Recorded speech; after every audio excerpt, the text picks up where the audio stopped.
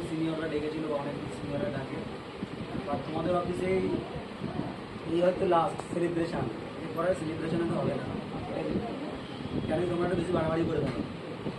তো যাই হোক, আজকের এই টিচার্স ডে টিচাররাই তখন ধন্য হয় যখন স্টুডেন্টরা মানুষের মতো মানুষ হয়, তাই তো?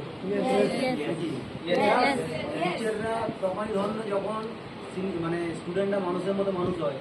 আর স্টুডেন্টরা যদি খারাপ কিছু করে বা স্টুডেন্টরা যদি তাদের নিজেদের জায়গাটাই বজায় না রাখে, তাহলে টিচারদের সম্মান করে কোনো লাভ হবে না, তাই না?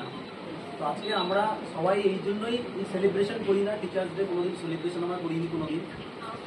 কারণ একটাই কারণ, আমরা এখনো পর্যন্ত হয়তো সিনিয়ররা যারা এই সিস্টেমে মানে টিচারের জায়গাটা নিয়েছে, তারা হয়তো এখনো পর্যন্ত আমরা নিজেদেরকে এরকম স্যাটিসফাই না যে আজকে আমাদের টিমের প্রত্যেকটা ছেলেমেয়েদের সেই শিক্ষাটা দিতে পারছি। কারণ কোনো টিমে কোনো ছেলেমেয়ে যদি ভুল করে, তার দায়ী কিন্তু নিতে হয় সম্পূর্ণ সিনিয়রদের, তাই না? তো সেই রকমই কিছু কিছু এমন কিছু ক্রিয়াকলাপ অনেকে করে থাকে যার জন্য নিজেদেরকে এখন অযোগ্য মনে করি।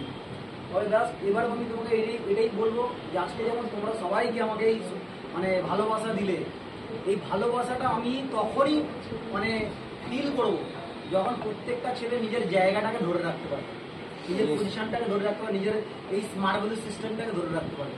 কারণ আমি এরকম অনেক ছেলেদেরকে দেখি আয়রাম আর গয়রাম, স্মার্ট ভ্যালুতে আসে কিন্তু চলে যায়। কিন্তু আমরা সবাই জানি যে স্মার্ট ভ্যালুতে আমরা এসছি, কিন্তু আমাকে এখানে একটা কোর্স কমপ্লিট করতে হয়, তাই না? 4 থেকে 5টা বছর একটা কোর্স কমপ্লিট করতে হয়। কি হলো না হলো ওটা ইম্পর্টেন্ট, 4 থেকে 5টা বছর সিনিয়রদের সঙ্গে থাকা, এটা কমিটমেন্ট করা দরকার, নাকি না?